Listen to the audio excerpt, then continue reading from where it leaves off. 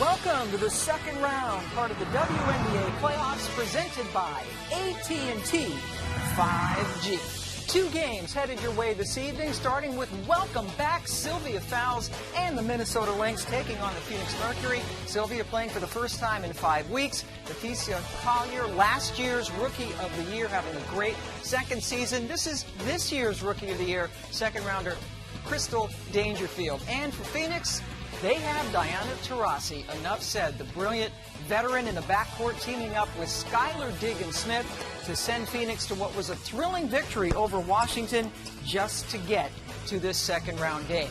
Let's take a look now at the bracket. Chicago was a loser in the first round to Connecticut. We'll see Connecticut and LA coming up later tonight.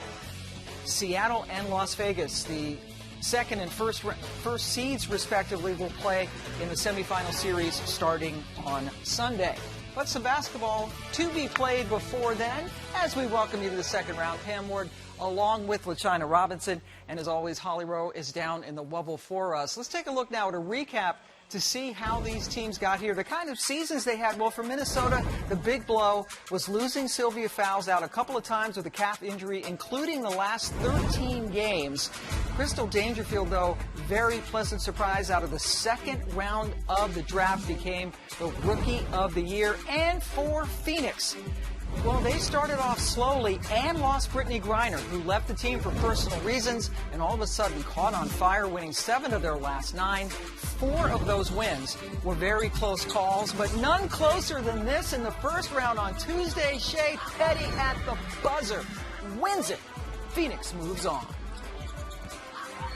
So the backcourt for Phoenix is dynamic, but they're going to have another problem today with Sylvia Fowles coming back. Yeah, all eyes on Brianna Turner and Kia Vaughn for the Phoenix Mercury, with the addition of Sylvia Fowles to the lineup for the Minnesota Lynx. Also with Nafisa Collier getting more minutes at the 3 spot. Expect to see some different lineups for Sandy Brondello's team focused on the defensive end. Yeah, Turner has been terrific defensively for them, but a new challenge with Sylvia Fowles. For more on Syl, let's go down to Holly Rowe.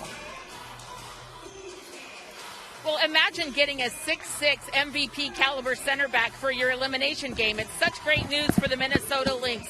Sylvia Fowles has been out for over a month, and I checked with their athletic trainer, Chuck Barta, who does a great job with her. She has been doing a ton of cool rehab. She's been strengthening her glutes and her posterior chain, doing some eccentric work with her calf to get it strong. But he said there is not a necessary minutes restriction on her tonight, but they will be very cautious in her return. That calf strain crept up on her. She hurt it early in the season and then re-injured it again on August 13th, so they will take it easy on Syl, but she was moving great in warm-ups. Yeah, that re-injury August 13th, 5 weeks ago tonight. As we take a look at tonight's starting lineups, brought to you by Oculus from Facebook. And yes, for Phoenix, how about Shea Petty, who was the hero the other night, making her first career start? Well, yeah, we'll take that Shea Petty energy in the starting lineup, but also I believe this is a defensive move by Sandy Brondello with concerns about Crystal Dangerfield. And Sylvia Fowles in the middle, so Bridget Carlton goes to the bench. Odyssey Sims has really been coming on since coming back from pregnancy leave. Cheryl Reeve named the WNBA Coach of the Year earlier today, along with Crystal Dangerfield, the Rookie of the Year, and we are underway. Minnesota in the blue uniforms. These two teams split their 2 games during the regular season by a total of 9 points. That was the difference in those games. Right away, they go to Fowles, and the ball is taken away by Petty.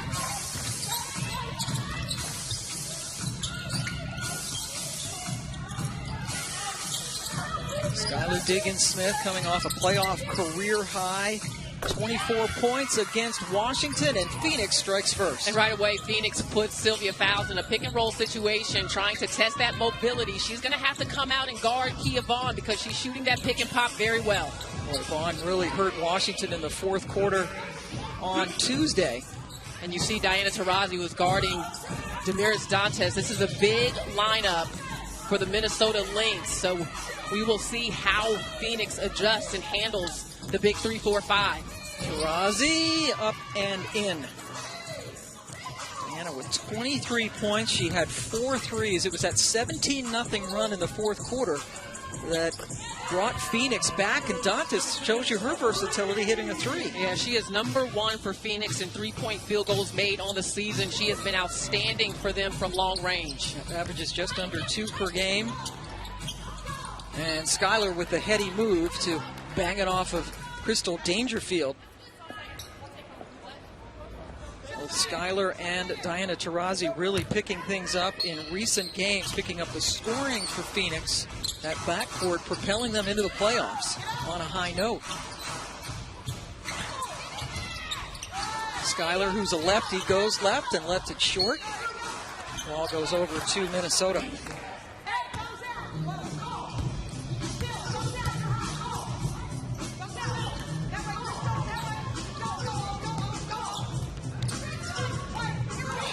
Telling us, that she wanted to see Crystal Dangerfield come out with a lot of energy and intensity in the first quarter. Yeah, she said she played so well in the fourth quarter, but she wants her to play with some of that energy to start the game. Sylvia Fowles caught the ball a little higher than you would maybe want her to in that post area tonight. If you are on the perimeter for Minnesota, you want to make Sylvia Fowles' job as easy as possible. Let her get good position and just turn around and score it. On short. Dantas comes up with the rebound, immediately gets it up to Dangerfield. And this is another matchup to watch. Sandy Brondello said Diana Taurasi will get minutes defensively on Nafisa Collier, so Collier may try to take her into the post some. Odyssey Sims misses from long range. Now, Brianna Turner, they don't rely on her to score because she's such a really good defender. Yeah. She was terrific, especially that void when Griner left. The sky's the limit, really, for Brianna Turner. I think she's just scratched the surface of what we will see from her as a player on the offensive and defensive end in the WNBA. Fourth in the league in rebounding this year, does average about 7 points per game. Dantas, Vaughn, good help. That left Fowles alone, and Sylvia Fowles has scored. Sylvia Fowles, the biggest player on the floor at 6'6", and if you can get her the ball that deep in the paint, there is nothing Phoenix can do about it. This is where they might miss Brittany Griner just a little bit, but they still have Diana Taurasi. Yes, that was something that Sandy Brondello echoed the other day. We have Diana Taurasi and you don't, which is what Gina Oriema said when she played for him at UConn, still one of the best players in the world. That Coach Brondello says she is still the best player in the world at the age of 38. Sylvia trying to get it underneath to Sims. Ball stays with Minnesota with 7 seconds to shoot. Taurasi battling through those injuries last season, hoping to play in the Olympics this summer. That did not happen, obviously, but having a great year for the Mercury as she has gotten back to health. Shea Petty with the turnover to Taurasi for the three. Transition. Skylar thought it might be coming to her. That's right. Well, that's how much Phoenix is sharing the ball. I mean, we saw what happened with Petty. The more you pass, good things happen. But Minnesota has got to do a better job getting back in transition defense. Dantas way short on that three attempt. Rebounding going to be very important in this game. Petty left alone. The opposite side from where she killed Washington. She's got that confidence going. Shea Petty and making her first career start and nailing the three. A great start for Phoenix. Shea Petty picking up where she left off. The confidence, hitting the game winner on Tuesday off the skip pass from Skylar. Shot on Thursday. The WNBA Playoffs 2020 is presented by AT&T 5G and in part by Taco Bell.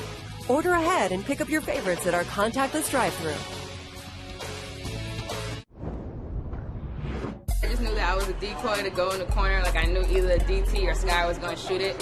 So when we headed out to the floor, I just hit a DT game time, thinking that either her or Sky was going to make the big play. And then when it came to me, I just knew we had enough seconds for me to get a pump fake in, and then from there I just had to let it go and went in. Well, after that game, Diana Taurasi gave her a pretty cool nickname. She is now Primetime Petty. This is one of the most improbable hero stories you've ever heard. Shea Petty was a 30-year-old rookie in the WNBA last year. She said, I've been told my whole life I was too small or not good enough to compete. but in her first year playing in EuroLeague last year was nominated for MVP and Point Guard of the Year. What a great story. Primetime Petty, there you go. Primetime Petty, I love it. I just love the reactions of everyone after that shot. And think about the pass by Skylar Diggins-Smith. She had just had 2 turnovers in the 2 prior possessions. Coaches usually tell you, shoot it before you turn it over. And it looked like that might have happened until Skylar found Shea Petty. I mean, what a shot. Yeah, found her all alone, and Coach Brondello talked about Skylar having the confidence, and there you see she did play for Washington last year, barely got off the bench, did win a championship, and was able to beat her old team on Tuesday. And she's from Roxbury, played at Temple under Tanya Cardoza, who's also from Roxbury, Massachusetts. Right, outside of Boston. That's right. So she played her college ball at Temple for Tanya Cardoza. And what a great story. And she will turn 32 on October 28th. And that shot she will remember for the rest of her life, as well she should. Meanwhile, Minnesota really struggling. Dangerfield did draw a foul. I was going to say, right now, Shea Petty's biggest job is guarding Crystal Dangerfield. Inserted into that starting lineup. Phoenix having to mix it up a little bit to accommodate defensively the lineup that Minnesota put out. Dangerfield to the line. She's an excellent free throw shooter, 3rd in the league this year at 92%.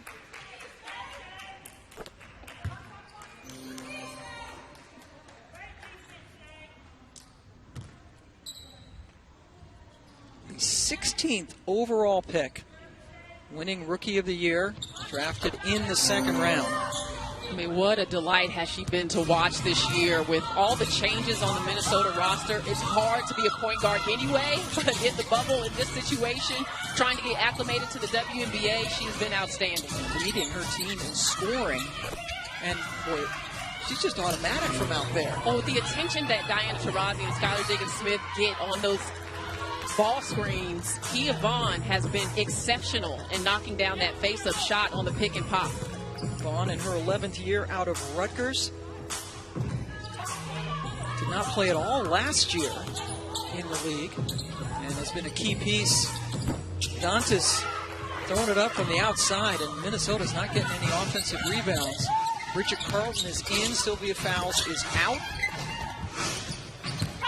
Diggins-Smith, nice fake, and then went around Dantas. Couldn't get the finish, however, after she flew by a couple of Minnesota players. Well, Minnesota's got to get Nafisa Collier some touches. I don't believe she has shot the ball once yet in this game, and they've got to find a way to get her involved in the offense. You are correct. No shots for Collier. 2 points for Diggins-Smith off the turnover. Phoenix is rolling.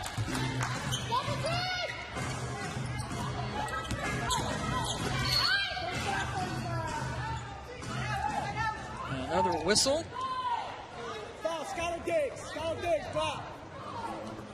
I don't think Skylar liked that call. No, she just gave him the stank face. Number 4. Skylar picks up her first personal foul. Phoenix, 9 of 12 from the floor, off to a terrific start shooting. And they are on a 15-2 run after Minnesota got an early lead. And again, it was a 17-0 run in the 4th quarter against Washington. Well, when you get to this round, the question's always, is it best that you had some rest, or is it best that you already had a playoff game under your belt? And Phoenix has come out with a lot of confidence with a game already under their belt. Collier's first shot comes off of her hard work on the offensive glass.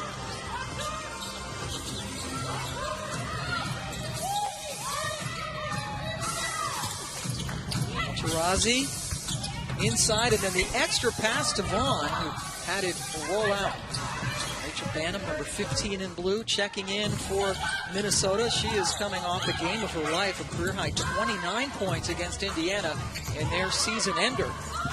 And that's a situation where if Dangerfield gets a switch and she has Brianna Turner on her, she's got to challenge her off of the bounce and force her to guard her. Carlton airballs it.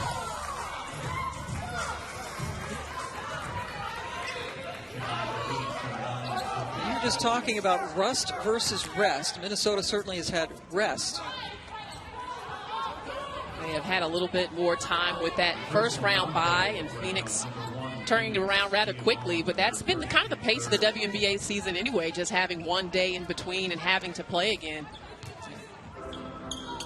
Diana Taurasi getting a rest now. Last foul was on Kia Vaughn. And Sandy Brondello thought that her team was too rested, and it took them some time to get into a rhythm against Washington on Tuesday, even though they'd only been off 3 days.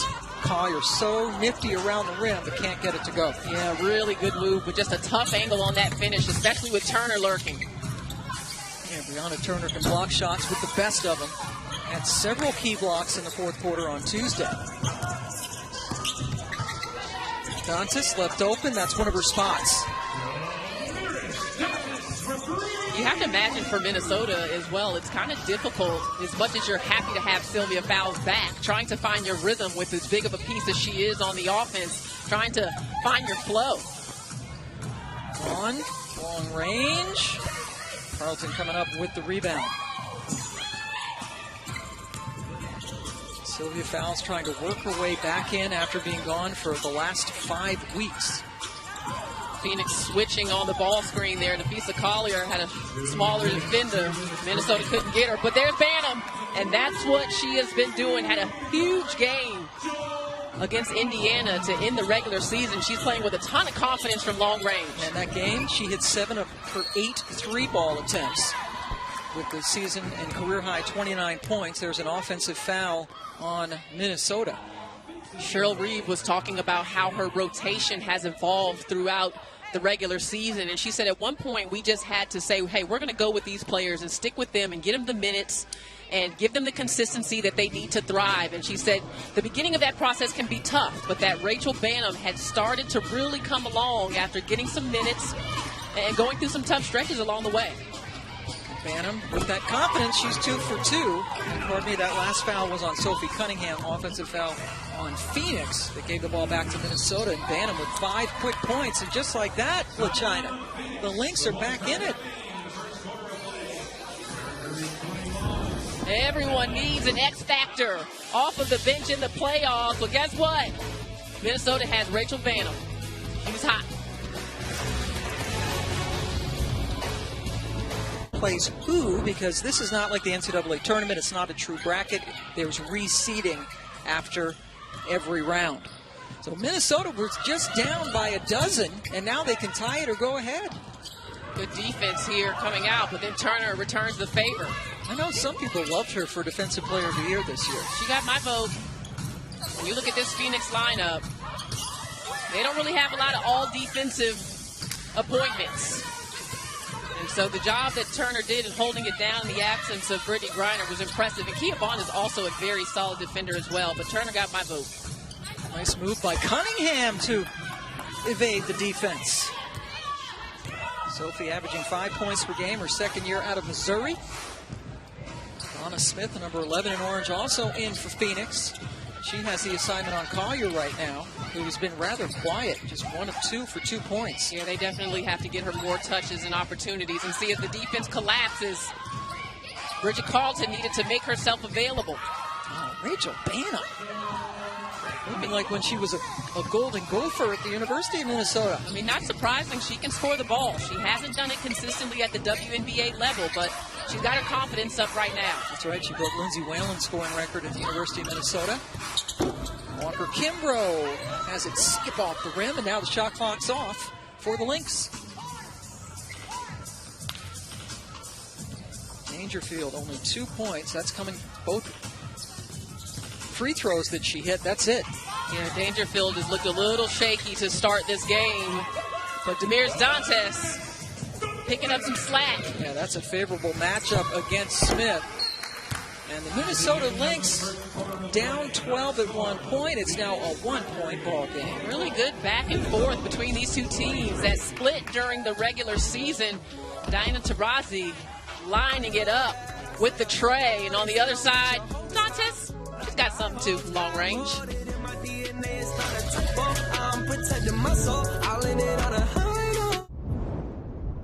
Welcome back here with Phoenix's Diana Taurasi, and you got off to a hot start, 8 early points. You got a ton of nervous energy in the game early. How has that paid off? Yeah, nervous Nelly, huh? Ooh. No, I mean, like, you were going, you were in the lineup, you had it. You know, we know what's on the line right now. If we don't play well and we don't bring that energy, you know, we'll go home tomorrow. So, you know, it's a long game. We know that. Minnesota's a great team. It's a game of runs, so hopefully we have a couple more up our sleeve. They're coming back right now. What do you have to do better to get some stops? Yeah, we know offensive rebounds and threes. You know, those are backbreakers. When we give those two up, it's a deadly combination. So if we can clean those two up and, you know, run the ball a little bit more and play with a little bit more patience on offense, well, we'll give ourselves a chance. We will never call you Nervous Nelly. I don't think anyone ever will, and I have not now. Holly, go vote. Thank you, I will. I mean, she's one of a kind, China. I mean, a piece of work, right? Ooh. I mean, she looked like she was real dialed into the game. She's having fun with Holly. She's picking with Holly. Do you think she's ever been nervous? No. You would have to show me some tape. Well, Minnesota took a brief lead with Odyssey Sims' basket, or has the lead, excuse me. Sylvia Fowles still trying to work some things out. Yeah, Sophie Cunningham beats everybody down on the other side. Lord LaChina Robinson and Holly Rowe joining you this evening. The winner of this game will move on to the semifinals, which will begin on Sunday. Certainly a game of runs. Vegas led by as many as 12 before Minnesota's big run. Taurasi bumps Carlton to pick up the foul.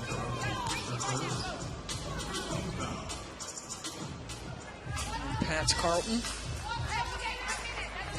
Taurasi and Leilani Mitchell had a little thing going when they played on Tuesday. A little back and forth. Always entertaining. Vaughn just swept the ball, and they're saying it went off of Banham. Nice play by Kia. There's been some moments of really good defensive activity from Phoenix, in particular from Vaughn and Turner. Shea Petty, I believe, has 3 steals already in this game. Look at that, 10 of their 26 points coming off Minnesota. Turnovers make it 12. Diana hits it and then says something to Banham. I mean, those are the shots where you just say, what else could you have done? Banham was there, outstretched arms, and Diana Taurasi is the best player we've ever seen hit contested shots. Dantas. That is dangerous when she can get consistent from out there. Damiris already with 13 points and 3 threes. And that's the shot that Diana Taurasi was talking to Holly about. She's like, we cannot let them just hit 3-point shots. And that's what they've done well without Sylvia Fowles, but they've got to continue to do well even with Sills in the game. Stay aggressive. Well, Taurasi knows how to answer better than anybody. So Diana Taurasi now with 13, matching Dantas' total. I mean, when you look at the defense there, obviously you want to contest the shot, so that's Odyssey Sims' job to either get around or for Sylvia Fowles to stay longer, but there's not a great defensive matchup for Diana Taurasi on any team, but Minnesota is probably going to mix up the number of players and the types of players they put on her so she doesn't get too comfortable. That's big-time stuff by Walker Kimbrough, but Dantas somehow was able to get the shot off and hit it right as the shot clock expired. Dantas with 15 points and 6 rebounds already. She picked up a foul on that play. Well, Damiris Dantas off to a great start here in the playoff game, and she has had a load on her shoulders this season. She was down in Brazil and really heavily affected by COVID. Both her grandmother, who was 72 years old, and her best friend, who was only 27 years old, passed away from COVID. She has been the one making most of the funeral arrangements, having to deal with everything back home. She has a lot of financial responsibility for her family, and Cheryl Reeves said, you know, she'd have to leave some of our practices or opportunities early because she's going to make funeral arrangements or arrangements for her family. So playing with a lot on her shoulders, but wow, how she has carried this Lynx team this season. And Holly, just knowing that she's had to deal with all of that and how well she has played, how do you do it? You know, being so far from home in Brazil, living in this bubble situation and dealing with family concerns from afar. I mean, our prayers and our thoughts go out to Damiris' family. A really difficult situation, and Dantas career highs in just about every category this year. Scoring, rebounding, steals, three-point percentage, and she might have a double-double before we hit the dressing room for halftime. Well, she's a tough guard because she can shoot the three. She's got some finesse to her game with size, but she could also go down low and pound. She's already got 6 rebounds. Minnesota down 2 with the ball. Banham working against Schuyler. Fouls and gone. Sylvia shoots over. Can't get it to go. Yeah, Sylvia is, I believe, 1 for 5 early in this game, and she's been a little bit hesitant to power the ball up when she gets it in the paint. Just still trying to get her feel, understandably, in her footing early in this one. Again, her last game was 5 weeks ago tonight. Banham, I think she's feeling all right. Yeah, and Sylvia did a nice job there of parting the seas for Banham to go by and get that layup. Banham 9 points off the bench. Damiris Dantes leading Minnesota, and Diana doing the same for Phoenix. Fouls gets the rebound off that miss. Crystal Dangerfield is the only starter on either team without a field goal so far in this game. Dangerfield 0 for 3, the Rookie of the Year, named or announced earlier today. And Sylvia hits the bench.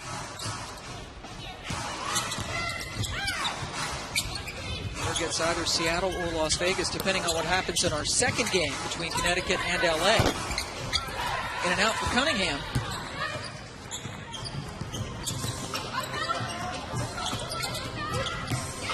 Dangerfield.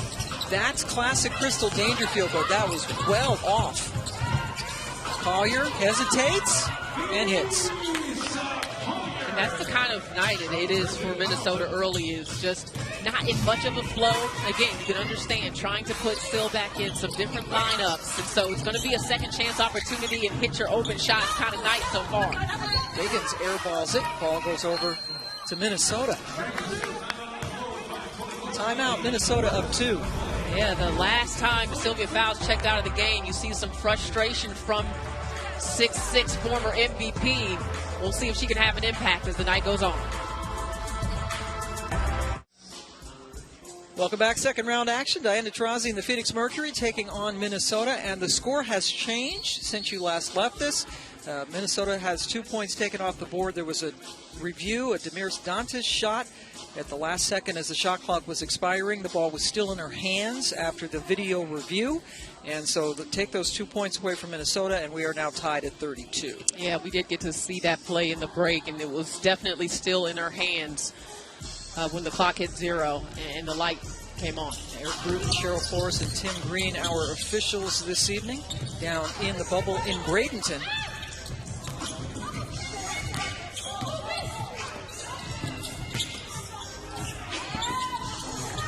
I was just listening into the Minnesota Lynx huddle, and Cheryl Reeve wants her team moving with more pace off of some of their things. Cut with better angles, cut quicker, cut harder, put it right in their chest when you go to the basket. We talked to her earlier today, and she said pace is important, that they are moving with pace, running with pace, and doing all of their cuts quick and hard. She also wants better defensive intensity. That's a good defensive stop right there. That's a very good defensive stop, and we've seen that in stretches from Minnesota, and it's, you know, before we were going to break, I was saying they weren't in much of a rhythm, or their percentages don't look terrible, but they've got 7 turnovers in this game that have led to 13 Phoenix points. Remember, they have not played since last Saturday. Trying to work Sylvia Fowles back into the rotation as well. Dantes has just picked up her second foul for Minnesota. Odyssey Sims coming back after giving birth to her baby boy Jaden back in April. Has given Minnesota a big lift.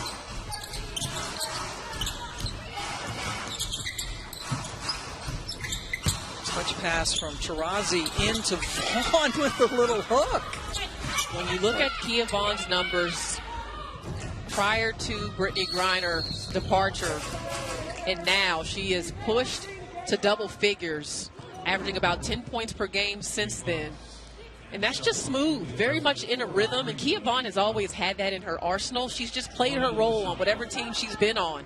She's always had a nice face-up game, but known for her defense and her toughness, her rebounding. But she has given them an offensive punch. She was terrific in that win against Washington. As you saw, she had 12 points. She already has 6 tonight. Collier working against Turner. Inside to Sims, yes, and no, actually take it away. They're going to call it an offensive foul as Shea Petty might have taken one right in the face.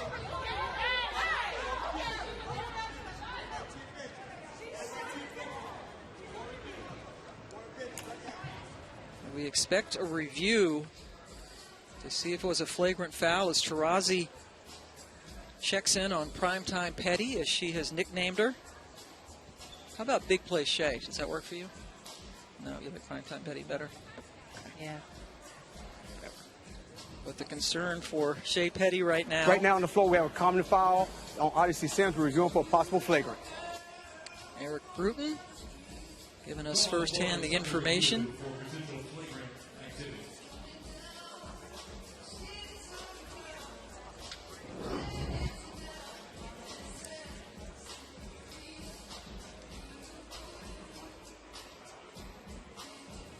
No, that's not flagrant to me. In looking at it, we're looking for some unnecessary contact. Is that would be a signal for an upgrade to a flagrant, and I don't see anything unnecessary about the way Odyssey Sims came down there. She did make contact with her face coming down, but right here, watch that arm coming down. To me, that's a basketball play with nothing unnecessary in that contact to the face. It looked like, as you said, she just part of her shooting motion as she was coming down, shooting with the left hand. We will see what the officials rule. After review, we have a standard off common foul on Odyssey Sims. I agree with that. Yes. Way to go, Eric Bruton. Eric was listening to our conversation. Now, I know Shea's hurting, but it's still... yeah, you hate to see that. Yeah. Especially as well as she's playing Absolutely. defensively on Crystal Dangerfield in stretches of this game. And she just gives her team a lift. Just a common foul on Odyssey Sims, her first of the evening.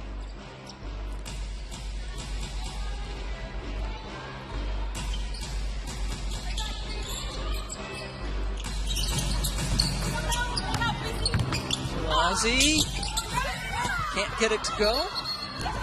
And now a whistle and a technical foul on Diana Taurasi, who was upset that a foul was not called on that play. It's Tim Green, the official. And now she's going over to Eric Bruton. There was some contact on the shoulder of Diana Taurasi. Baseline official did not think that it was enough for a foul call, but she definitely let him know how she felt.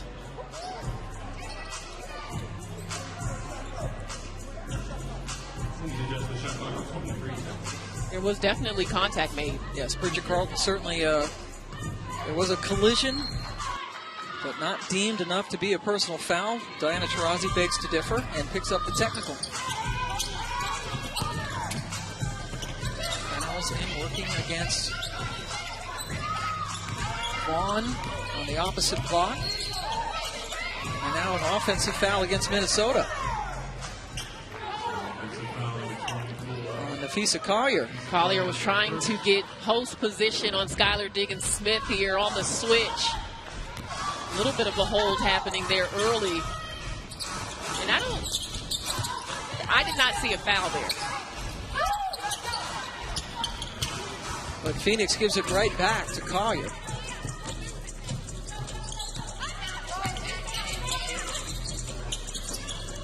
Dangerfield 0 for 5 from the floor, just 2 points in this game.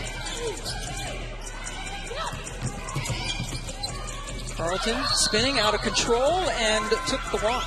Really good defense there by Shatori Walker-Kimbrough. She denies the post entry pass into Sylvia Fowles on single side and then keeps Carlton from getting a score.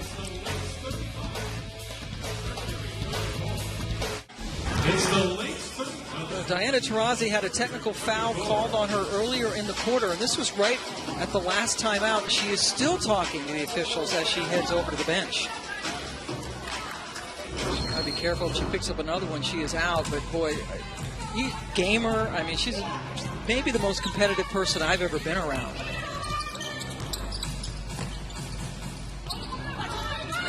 Yeah, I mean, if I were those officials, I'd be concerned about the lobby of the hotel, as we've heard a lot of stories about how players are coming into contact with officials in the bubble. Vaughn got one to go in. Meanwhile, a concern about Shea Petty. For an update on her, let's go to Holly. Well, guys, Shea Petty took quite that hit that you saw, and they've taken her over here to the sideline. Hannah Breck, the athletic trainer for the Phoenix Mercury, really examining her mouth where it looks like she's got a cut. But then they brought in the medical staff that the WNBA has had here as part of the Webble medical protocol, and they did a kind of extensive little concussion protocol test. They've been looking at her pupils, putting some light in her eyes, and they're going through a pretty extensive test right now. I'll keep you updated when they have their conclusion. I mean, that definitely affects Phoenix because Petty was doing such a good job defensively in this game. Again, I believe at one point she had 3 steals already. But Diana, this is what happens when you ruffle her feathers. You don't want to make her mad because then she's going to make Minnesota pay.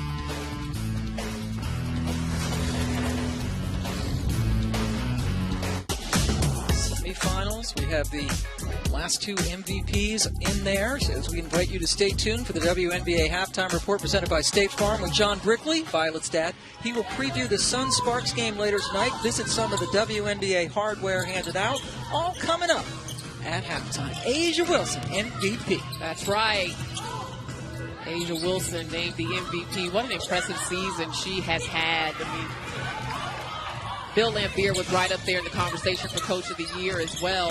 Congratulations to Cheryl Reeve, but A'ja has just been fantastic on a team that not sure if they would be in the playoffs without her. That's certainly what Bill Laimbeer said. He said they would be an average team without her, fighting to get into the playoffs. Instead, they were the #1 and are the #1 overall seed. Fouls.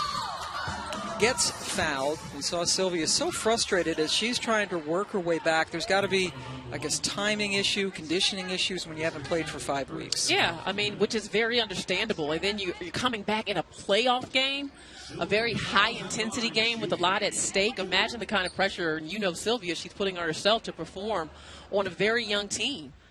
And give Phoenix some credit that they've done a nice job of at least making sure that they are there and a body is in front of Sylvia. They were the youngest starting 5 in the league with Sylvia out. Sylvia, the all-time leading rebounder in the history of this league, has had a brilliant, brilliant career. Former MVP herself and a 2-time finals MVP. Gets to the free throw line. Let's see if that kind of changes her touch from the field.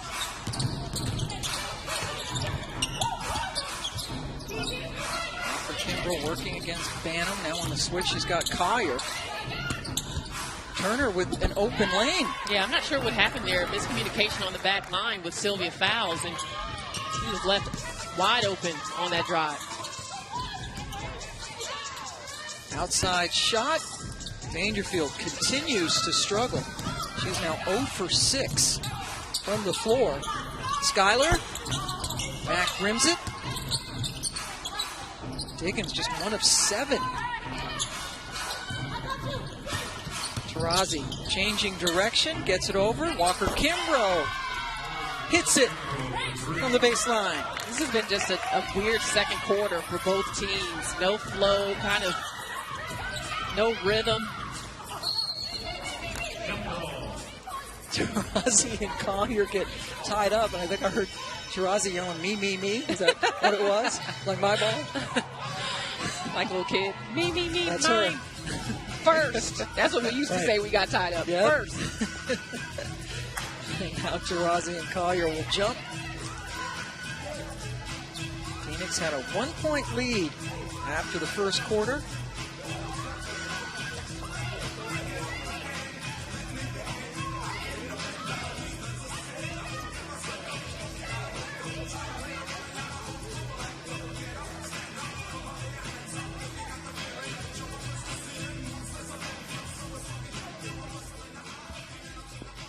Right now, we're checking them. We're going to put the shot clock correct. You put it back. Thank you. Shot clock's back at 16. All right. Crew getting everything bottled up before the jump ball.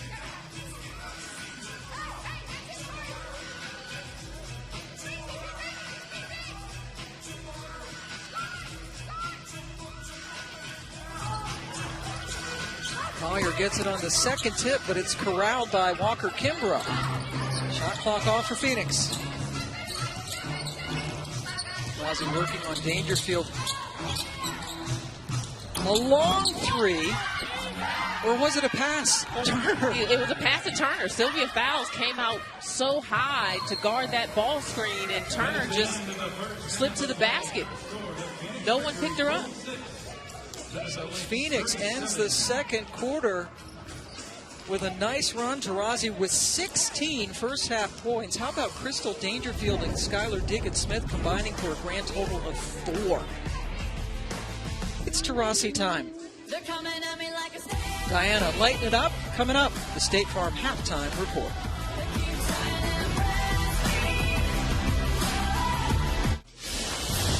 Welcome back to the second round, part of the WNBA playoffs, presented by AT&T 5G. Phoenix ending the second quarter on a 7-0 run. They lead at 46-37. As it was quite a first half. Sylvia Fowles is back, a little bit choppy, but Diana Taurasi still being Diana Taurasi. As we look at tonight's power moments of the game, brought to you by Beats, and it's Diana. Yeah, she really got into a rhythm in that first half, and she was really a tough guard for Minnesota, getting to the rim, shooting a pull-up. That's defended. I mean, what more can you do? But right here, you do have to find Diana Taurasi in transition. But when the basket looks big, it could be a long night for the Minnesota Lynx. They have to put a little more defensive attention on Diana Taurasi. And Diana, her last two halves have been quite good. Her second half against Washington was spectacular, and already 16 points in the first half of this game. So Shea Petty back on the floor. Good news for Phoenix, Holly Rowe. Well, it's big news for Phoenix. She has become an integral part of this team. It's amazing to realize this is just her 9th game in a Phoenix uniform, and they already can't play without her, partly because of this defensive matchup right now. You see her on Crystal Dangerfield, who really struggled in that first half. So Petty back in after they examined her for a knock to the head. She is a big piece of what they need to do here in the second half. All right, thank you, Holly. That is tremendous news for Phoenix. Shea Petty, the one who ended Washington's season with the three-pointer at the buzzer on Tuesday to advance them out of the first round. And doing a good job. You talked about Crystal Dangerfield, Holly. How about we just witnessed her worst first half of the season? Dangerfield named Rookie of the Year earlier today. 0 for 6 from the floor, just 2 points in the first half. Yeah, she just didn't look like herself. I mean, not trying to take all the credit away from Phoenix necessarily, but there were some makeable shots that she could normally get to go down, and just has looked rather hesitant to be as aggressive as we've seen her this season. But fortunately, Minnesota has Damiris Dantas, who is having a terrific game. She now has 15 points, 6 rebounds as well in the first half. Taurasi got it. You have to have the right combination of size and length to cover Taurasi defensively. You got to have some speed so that you can chase her and get in front of her. Just tough. Boy, Dantas faked out of the jumper and then took it in off glass. You see some of her arsenal. We heard Christy Tolliver talking about that at halftime, and just how Dantas has a complete game and can really score from anywhere on the court. And a travel called on Taurasi. Picked up a technical in the first half if you're just joining us. Winner moves on to the semifinals on Sunday. They will play either Seattle or Las Vegas, depending on who wins our second game tonight between Connecticut and LA. That's coming up at 9 Eastern time right here on ESPN2. I'd like to see Nafisa Collier also get some touches on the offensive end. They waited a while to get her involved. There it is. Gets it down low. Oh, boy, Sylvia Fowles. Frustration continues. Touch just is not there around the bucket. Fowles playing her first game in 5 weeks, out after aggravating a right calf injury that made her miss a couple of games earlier in this abbreviated regular season in the WNBA. Vaughn left all alone. She'll kill you all night from there. A good two-man game with Turner and Vaughn, and that's where Phoenix really grew up a bit from the first time they played Minnesota to the second game, is that Vaughn and Turner started to get their legs under them in the absence of Griner. 2 teams split during the regular season. Minnesota winning the first one by 10. Collier misses. And the second game, Diana and Skylar Diggins combined for 48 points. Diggins struggled in the first half as well. She was just 1 of 7 from the floor for 2 points. How about Diggins with 2 points in the first half? Diggins-Smith, excuse me. Dangerfield with 2 points. They were both outscored by Sophie Cunningham, who had 5 points off the bench. This is playoff basketball. I mean, teams are going to change their schemes. They're going to play you differently. They're going to try to take different players and factors and plays out of your playbook. And we saw Skylar struggle early last night, but boy, did she turn it up when it was time. Sims with the foul sent Skylar to the line, who delivers. Terrific comeback. Washington led by as many as 13 points in that game. Phoenix was able to come back and win it. Nice to Sylvia. That's what we're used to seeing with her. Well, and I think that's more of the type of post-entry pass that Minnesota has to get still, where she already has an angle at the basket. You don't want her to have to turn and do a lot of work and twist and move and maneuver to get an angle. Turner just barrels in. That's a charge. Collier just set her feet and waited for the contact and got it. Yeah, good job by Nafisa Collier, getting back, getting her feet set, and picking up that charge.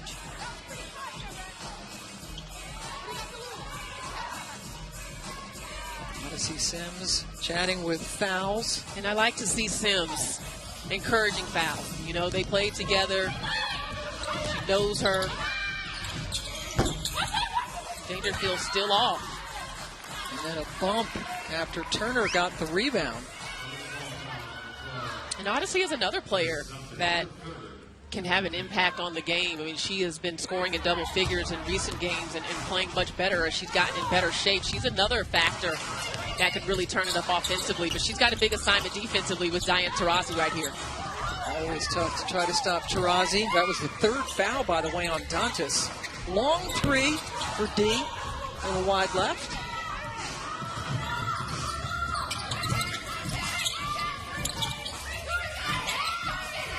Collier doubled quickly as Vaughn came over to help. Dantas with the drive and the bucket. That was tough. Damaris Dantas went right at Brianna Turner. Now Diggins down the lane. Dangerfield so dangerous in the open court. And finally, Crystal Dangerfield gets her first field goal of the night. Been a big day for Dangerfield, you know, in being named Rookie of the Year. I'm sure she had plenty of text messages and congrats, and I'm sure she had a lot to handle off the court. Slow start, but plenty of time left in this game. Her first career playoff game. Petty just picked up a foul. This is a good sign for the Minnesota Lynx. Petty not able to get back. Kia Vaughn not quick enough, even over the outstretched arm, the finish on the left side. And that's where Dangerfield has been so good. If she can hit contested shots from left or right going to the rim when she gets a full steam. You see the numbers. Excellent for Dangerfield, leading scorer on this team. Also led him in assists and free throw percentage. Lynx rookie record, 5 games with at least 15 points and 5 assists. Even Maya Moore didn't do that. That's on Dantas. That's 4.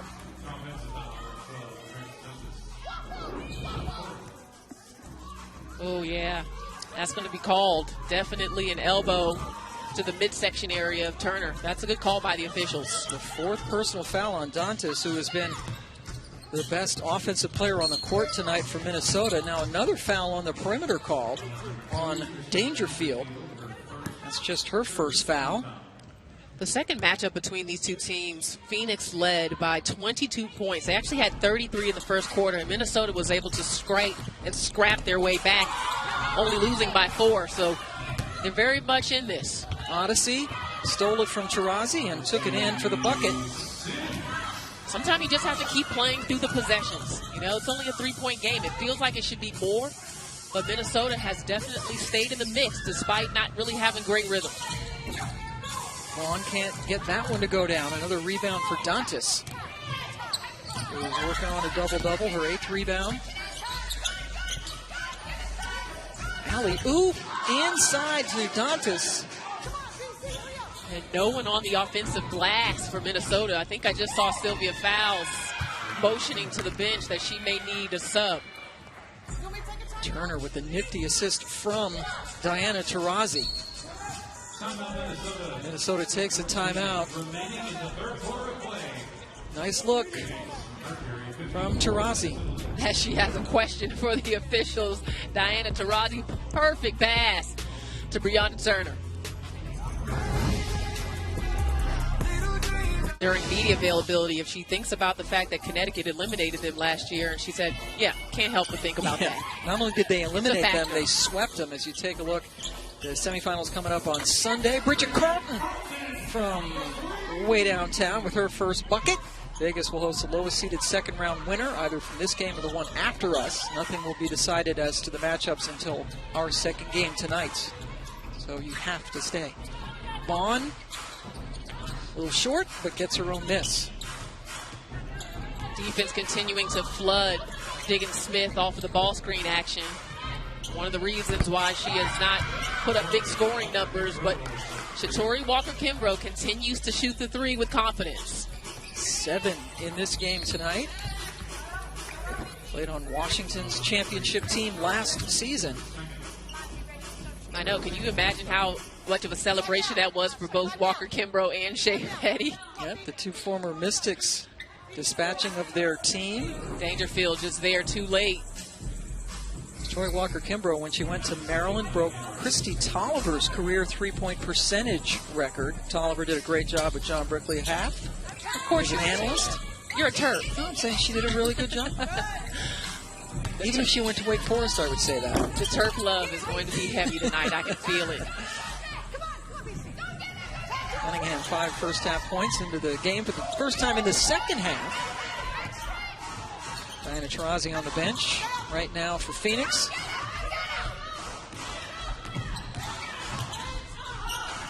And a turnover. Odyssey Sims able to stick her hand in the passing lane. Odyssey, got it. Odyssey Sims has had some good moments of defensive activity. Now, she has had the tough job of trying to guard Diana Taurasi, but she's gotten some tips and deflections and some good opportunities for the Lynx. Diggins-Smith, you might have heard Sandy Brondello calling for a timeout, but Diggins-Smith able to get rid of it just in time. Yeah, someone's open because you had Carlton had 2 defenders in the post. Walker-Kimbrough rimmed out that time. Dangerfield with Cunningham on her. Crystal maybe coming alive after what for her was a very dismal first half from the floor. It's a 1-point game. Sophie Cunningham, and rightfully so, gave Crystal Dangerfield just enough space in case she decided to drive, so she played off of her, and she hasn't been hitting her jump shots, so she lets her have it, and the rookie knocked it down. Right here, she comes off of the screen, Cunningham goes underneath, and she was anticipating a possible drive and just could not get out there in time to contest. The calculated risk by not being closer to it, and Dangerfield finally hits the long jumper. Again, this has been such a weird game that you feel like Minnesota should be down, but they are very much in this, and you can see them working themselves into a rhythm as the game goes on. And, you know, if you're Phoenix, you had an opportunity to really put your foot on the gas, but they were never able really to gain any momentum. Phoenix led this game by 9 points at halftime. Lynx, after their last time out, called by Cheryl Reeve on a 7-2 run to get this down to a single point. Look at it. Pass it to thing and come off. Pass it to her or dribble hand off and you're popping line. Let's go. Execute. 1, 2, 3. Sandy Brondello, who is also the Australian national team coach, we asked her about this season with Griner leaving the bubble for personal reasons, and they also lost Bria Hartley to a knee injury. She said that this season kind of fits her personality. She's kind of rolling with it. She says I think it's partially the Australian thing. They don't seem to let anything bother them. She says, I'm a glass half full kind of person, and she actually has enjoyed this adversarial ride to the second round. Yeah, I mean, these coaches have had really a great attitude, all things considered, and Sandy definitely no exception to that. I mean, I expect to get on these Zooms, and the coaches are like, we've just played 5 games in 10 days, but they're up for the challenge, and they have been through this entire experience. Dangerfield draws the foul. Dickett Smith looked like a bit of a hip check. Good look at Sandy, whose husband, Olaf, is an assistant at Chicago. Her 2 children were at the bubble, but they've all gone home to Phoenix. And she said her room is a little bit tidier with everyone gone now. Won a championship 6 years ago with the Mercury. There was some highlights of Sandy from her playing days floating around on Twitter. The baller.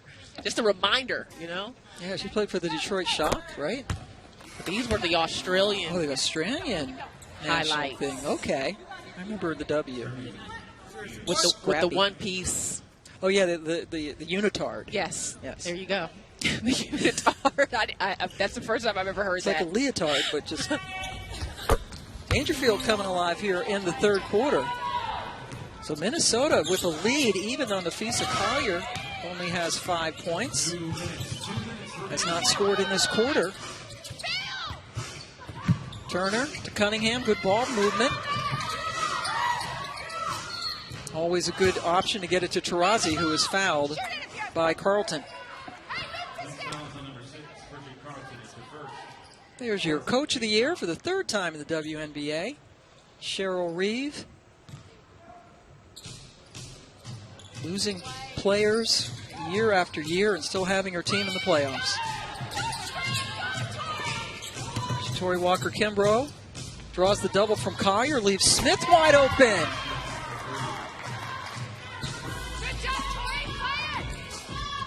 Phoenix back on top. See if they can get Nafisa Collier a touch here in this possession. Would like to see some of the offense just run through her. She's so good, really, at taking advantage of what the defense gives her. Ozzy Sims stepped up there. Didn't need to, but I'd still like to see Collier get a touch. She just is a really good decision maker. And here she goes on the defensive end. Great defense by Collier in transition. See the numbers as Taurazi has just picked up her 3rd personal foul. Just a really good overall player. Cheryl Reeve told us earlier today, not yesterday, when we talked to her, that she was just so proud of the way Nafisa has evolved her game in this her 2nd season in the league, particularly when they lost Sylvia Fowles. Dantas air ball, Turner collects.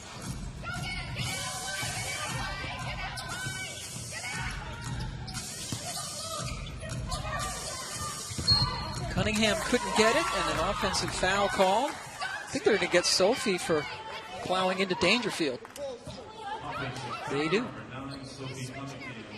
So Minnesota will get a possession here and the opportunity to start to get into a little bit of an offensive flow. I mean, we saw the jump shot from Odyssey Sims, and they've done a good job collectively. Even Dangerfield showing some good moments of starting to come around here in the 3rd.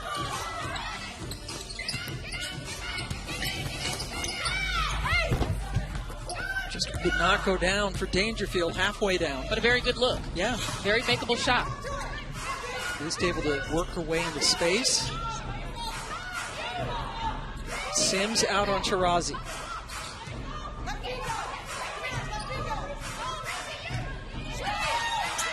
Turner comes up with a screen. Now Dantas on Taurazi off the switch, puts it up. Just as the shot clock is expiring, Turner could not get the offensive rebound. Just over 2 seconds left for Minnesota.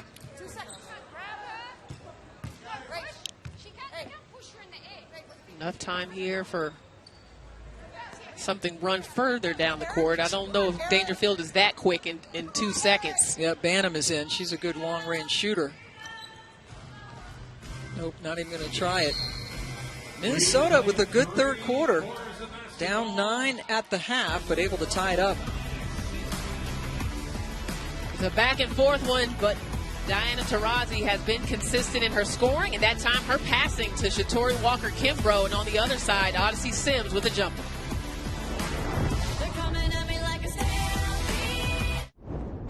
Here with Minnesota's Rookie of the Year, Crystal Dangerfield. This is your first playoff game. What are the greatest challenges you've got to overcome right now to get back in this 4th quarter? Not so solid first half, but I think our third quarter was great. We were able to make it a tie ball game, so now it's going to the fourth quarter at 0-0. Coach has been on you about being better in the first quarter than you've been in the fourth quarter, because you've got it in the fourth quarter. You always turn it on. What can you bring to this team to get this win in this elimination moment? Just continue with my energy. Like I said, I think our third quarter was great, so we have to continue that into the fourth. How do you get Nafisa more touches or more in a flow here? See if we can set some drag scenes, get it rolling to the rim, and then call the plays for her. Thank you so much. Thank you.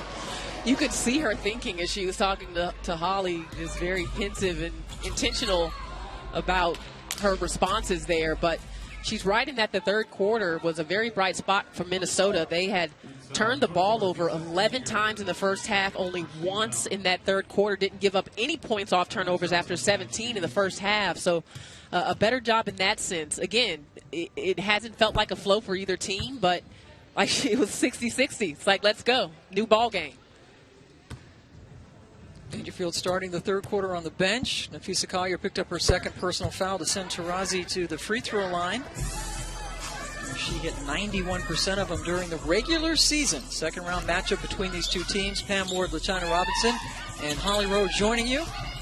Second game coming up at the top of the hour. Connecticut and Los Angeles.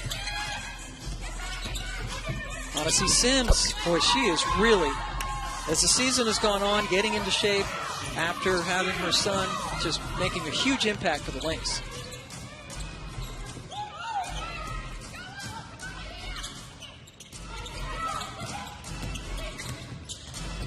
Taurasi taking it in with the left hand, tried the shot with the right. When you saw Carlton starting on Diana Taurasi in the screening action, they could get Collier on her. That's the matchup more suited, or more what they would want with Diana making a move like that to the rim.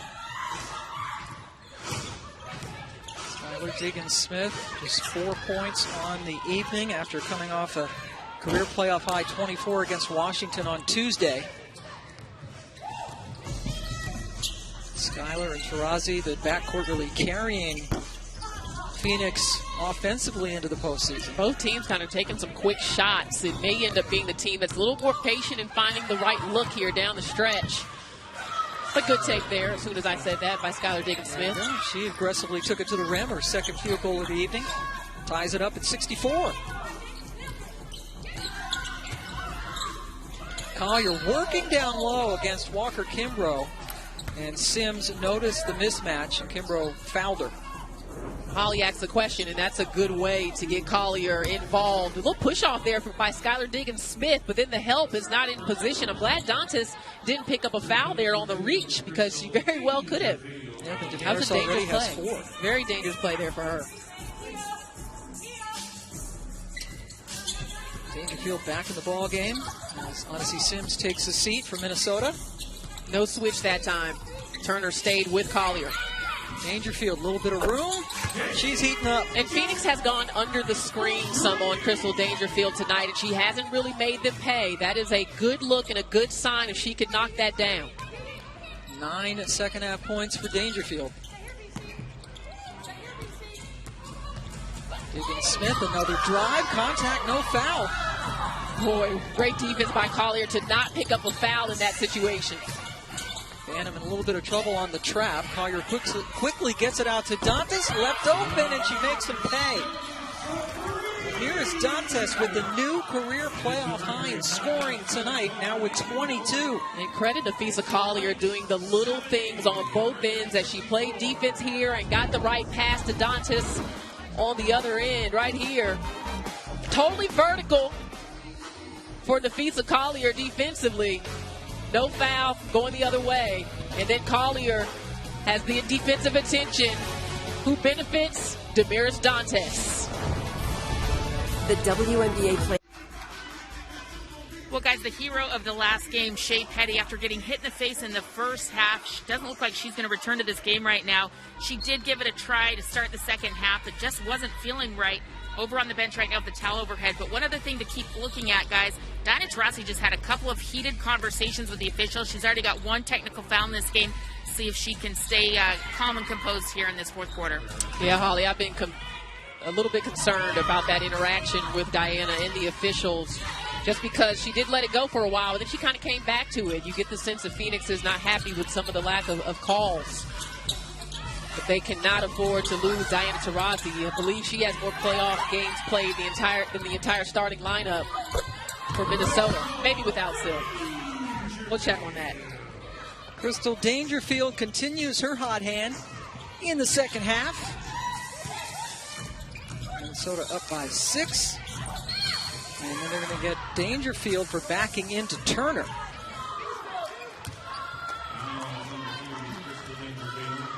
Minnesota making this push with Sylvia Fowles on the bench. Sylvia coming back after a 5-week layoff, trying to get her right calf healed. Fell down by as many as a dozen in the first quarter. It's a really tough thing to work a player like Sylvia Fowles in at this point, especially with a young team. But you understand why she has to be on the floor as well, because she's 6'6", the all-time leading rebounder in the history of the WNBA. She wants to help her team. She wants to be out on the floor. You can tell, I think, just from that shot of her on the bench, she's just kind of jumpy. It's got to be frustrating and not being out on the floor. But Cheryl Reeve, it's been working with Minnesota, even without this. I mean, she's a Hall of Famer. There's no doubt that Sylvia will be in the Hall of Fame, but they had such success once she went out, once they got into a rhythm.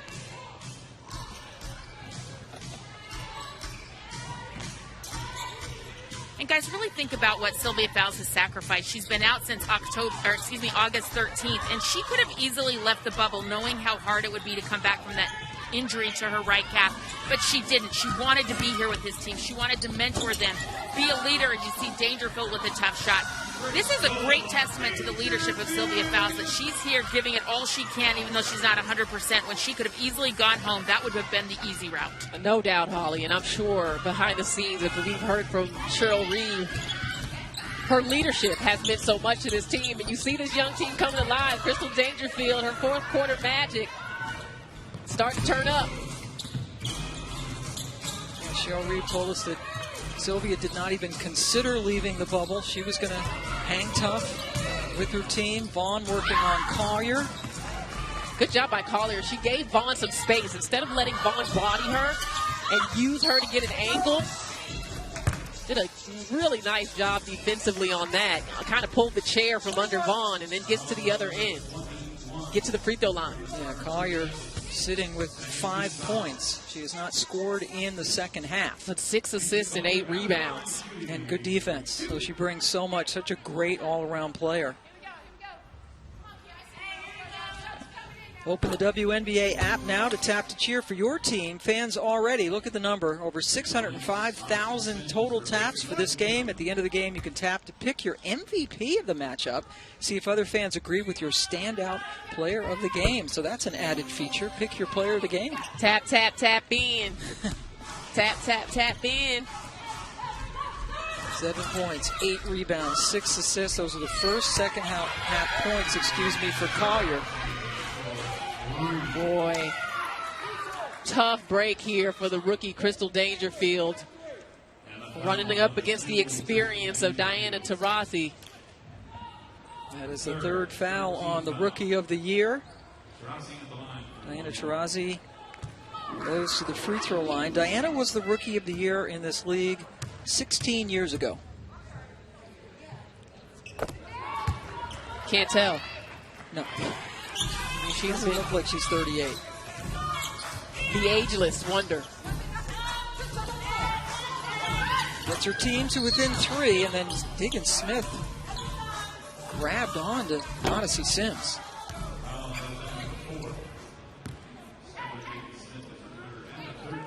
Third foul on Diggin Smith, third team foul as well.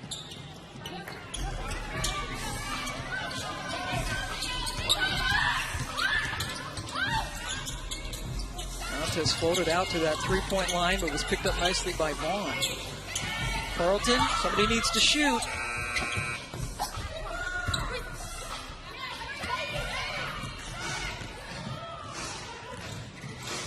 That might have been a walk.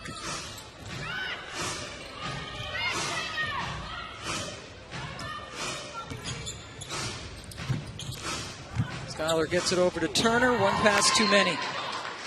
Too high for Walker Kimbrough. And you saw Odyssey Sims really sticking to Diana Taurasi, trying to deny her the opportunity to get involved in that offensive possession.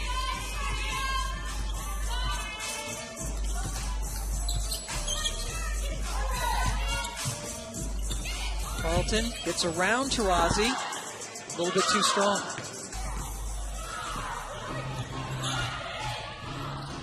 Collier comes over to pick up Diana. Goes behind the back to Vaughn. Smallest player on the floor.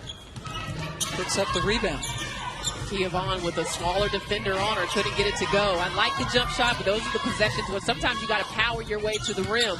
Use your size. Dangerfield. Oh boy, her finishes. Oh boy. You sure she's not left-handed, Pam? She loves to go left. I think she's whatever she wants to be. Terrific second half for Crystal. Taurasi draws contact and hits it. A chance for a 4-point play. Something that I think we don't talk about enough is how physical Diana is as an offensive player. She's the most physical offensive player I've ever watched, even coming off screens. And right here, I mean, Nafisa Collier comes out with hands straight up. But it was hard to tell from behind just how that contact occurred in terms of the lean and the verticality. Well, part of and loving physical contact as Taurasi does. She's also so smart. She knows how to draw fouls. She knows when you're going to touch her. Yep. And understands spacing. And is strong enough that if there is contact, she could finish with no problem.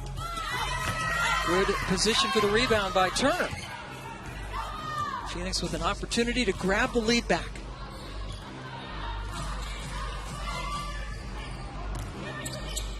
Taurasi, long three. A little bit too long. Now Sims settles.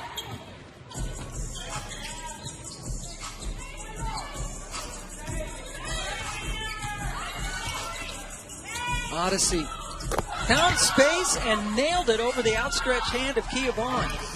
That free throw jump shot from the middle of the floor has been there for Minnesota in the last few possessions. Carlton missed it. Sims drained it. Skylar now guarded by Collier. Drives. And Dantas ends up a little shaken up. Out on the floor. 2:12 remaining in regulation and a 3-point game. So Minnesota up 3 with 2:12 left to go. One of the things that was most impressive to head coach Cheryl Reeve about the Rookie of the Year, Crystal Dangerfield, is her fearlessness in the fourth quarter, and she has turned it up. She has the long ball going if you go under a screen. Look at the control she has going left and her ability to finish. She's actually been better without a screen and stretches, as I felt like she was hesitant on some switches in the first half. But Dangerfield starting to turn it up here a little bit at the right time. Has not missed a shot in the fourth quarter. She has 17 points, 15 of them coming in the second half. Minnesota up 3. The winner moves on to the best-of-5 semifinals, which start on Sunday. 2 minutes. As we go inside, 2 minutes left to go. Diana Taurasi with the ball in her hands has 28 points and 8 assists. And that play was ran for Odyssey Sims to get to her left side, left hand, just could not get it to go there. And on the switch, Collier now guarding Diana Taurasi. Shot clock winding down. It's Taurasi time. Hustles for the rebound and calls a timeout. Saves the possession. What a veteran move there by Diana. Even for her to get in on the rebound. You know, last year you thought about the back and the various injuries that she had, and we wondered this season how she would come back. I mean, when you're skying in for rebounds in situations like that and tying it up, she feels good physically, and you can see it in the numbers. 28 points on the night.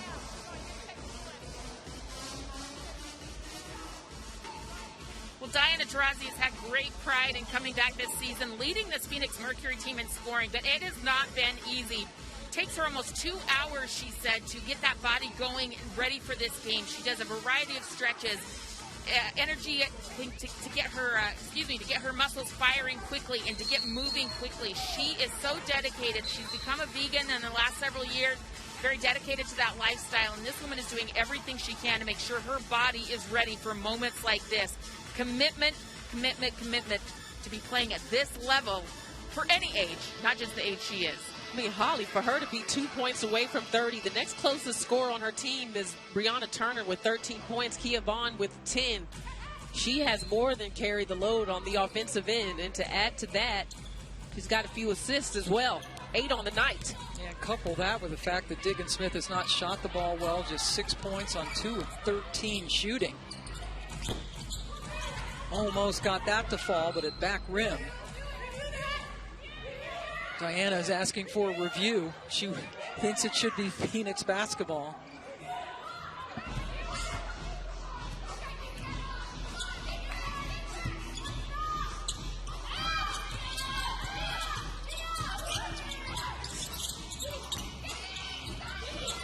Collier posting up, but Turner's doing a really good job down on the block. Dangerfield. Vaughn stepped away momentarily, gave Crystal a little bit of a window to shoot. But Phoenix made up work for that possession.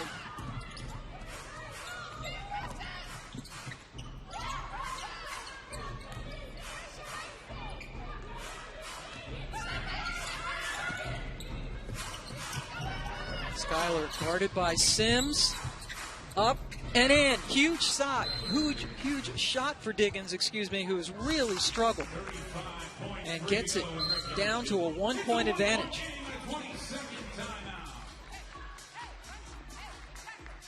Remind you that coming up next at the top of the hour, it is Connecticut and Los Angeles right here on ESPN2. Alyssa Thomas leading the Sun against LA. A rematch of a semifinal series last year in which Connecticut swept the Sparks.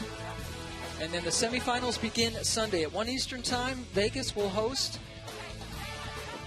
And Seattle at 3 Eastern time on ABC. That first game on ESPN, hosting is not really the right word, is it?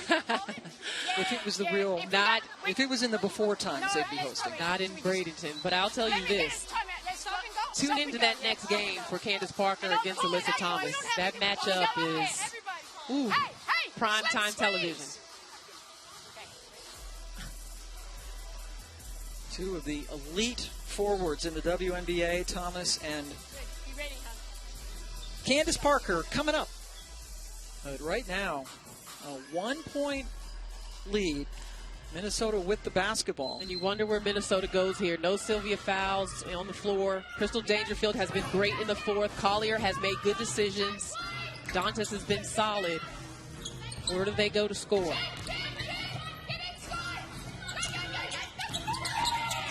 Walker Kimbrough fell down, and then Collier lost the ball. The question is, who is it off of?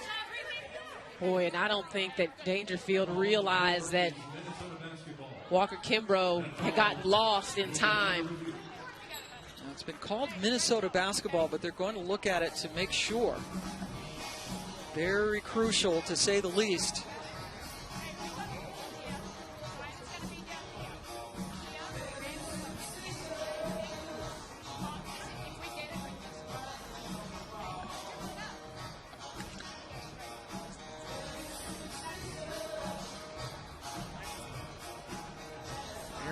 Heading over to the replay position.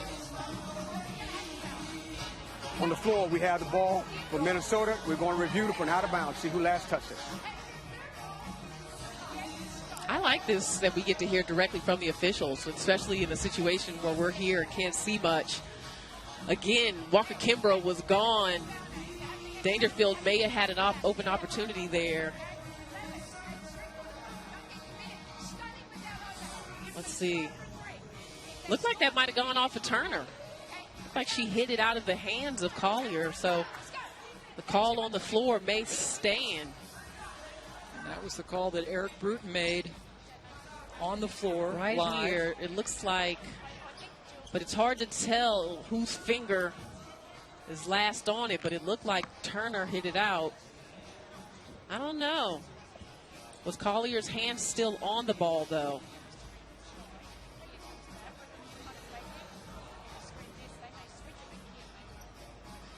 You can't tell here because Bruton is blocking it. Yeah. It's going to be tough to overturn that just from that video evidence. Yeah, I think it's going to stay with Minnesota. And also the way the ball came out that quickly. The trajectory, Yeah, the trajectory, that word. There you go. And the speed at which it was trajectoried, you would think that, that Collier wouldn't have done that on her own. Well, Turner definitely hit it out. It was just about whose hand was last to touch it. And I don't see anything conclusive here that would at least cause me to overturn it.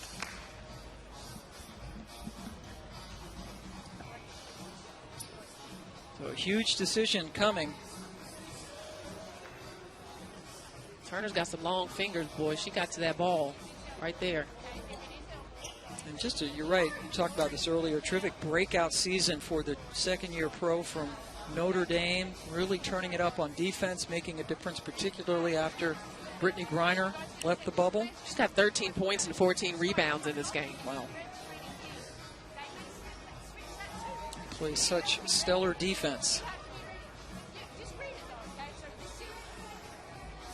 This is a big call. I'm fine with the officials taking their time and getting it right. They're also going to take a look at the clock, no doubt, once they decide the correct call on possession.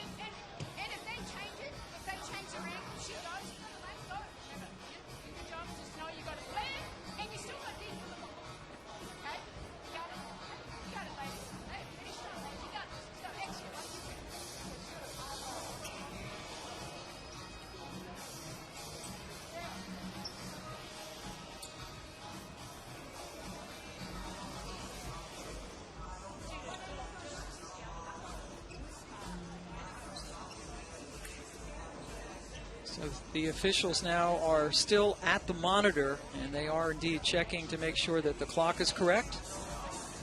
We confirm the ball is Minnesota's ball. The ball hit out of bounds at 21.8. 21.8. So go back to what we last saw from Minnesota. They got Dangerfield and Collier in a pick and roll situation on the same side of the floor, and we may see something similar here. Definitely expect this possession to include Crystal Dangerfield and Collier in some way. 11 seconds left on the shot clock.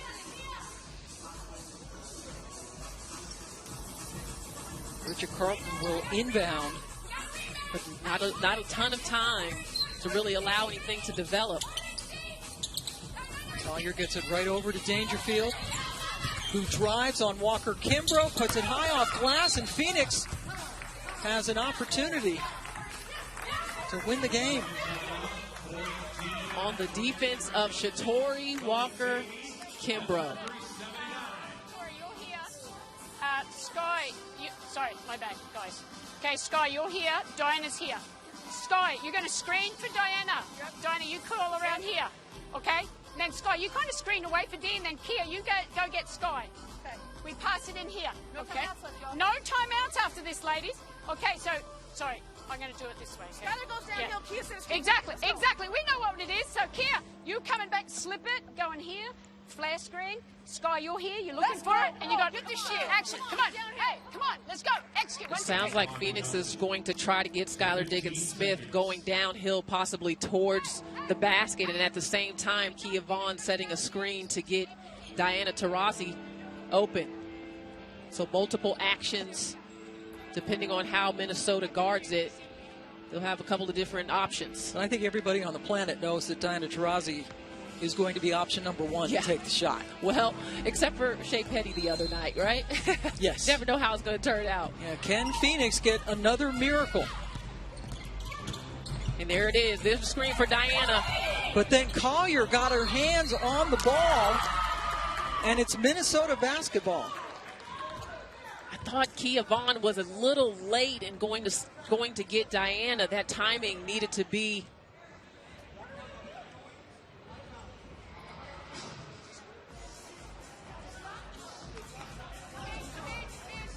So 7.2 seconds left, and it's Minnesota ball. Right here. This is Skylar Diggins-Smith going downhill on the drive. Nothing there. We're reviewing the out of bounds Simultaneously. possible with Turner. The ball will be Minnesota's ball if that confirms. They're checking the out of bounds here, but simultaneously, there was a double screen for Diana to come up and receive possibly that pass back from Skylar Diggins-Smith. It's a little bit of a wider angle here. You see Vaughn setting the screen, but nothing really open. Minnesota did a nice job of covering that. Well, Turner would have been better served just to let it go out of bounds.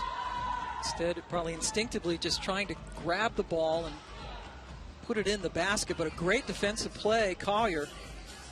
Yeah, there was no way Skylar Diggins-Smith was going to get that through two people. She needed,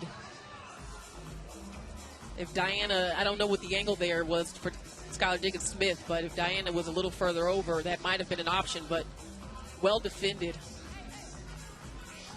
And it looked like Turner was out of bounds.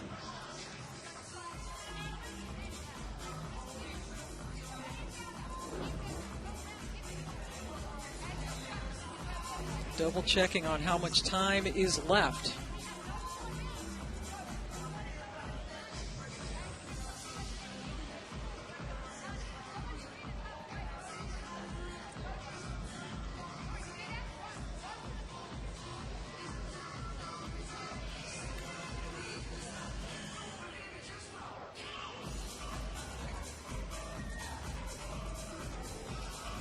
Going to put 8.1 As seconds. reviewed, the out of bounds is correct. It is Minnesota's ball. We will put the time back to 8.1 on the game clock. 8.1 on the game clock. Yep, Turner touching the ball when her feet were out of bounds. Now Minnesota not in the bonus. All four is confirmed. It is Minnesota basketball. And the Lynx call a timeout. This game was tied up at 60 coming into the fourth quarter, and now it's just a 1-point lead.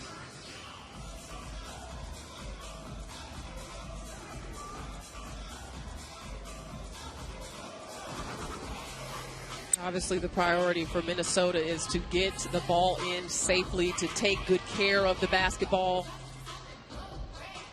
You don't have to do anything else with it at this point. But take care of the ball, and you got a 1-point lead.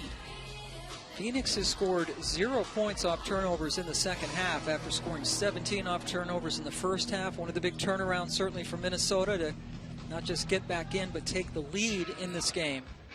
But a crucial inbounds upcoming.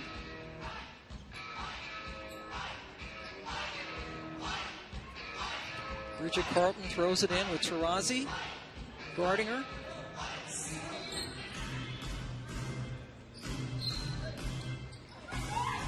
They can throw it in the backcourt if they choose. Dantas gets it and is grabbed right away. 7.5 seconds left.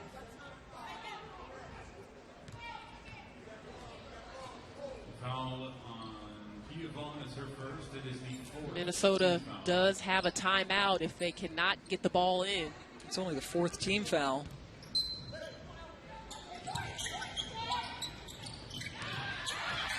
Now the foul. There's 6.1 to go.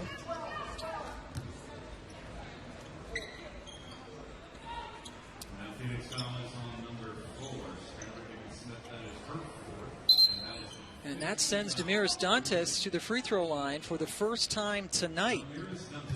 Dantas is 73% free throw shooter during the regular season.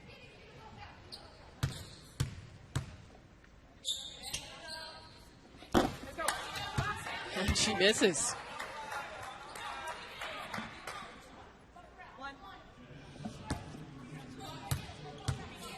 Phoenix has no timeouts here, so they cannot advance. They get it and go.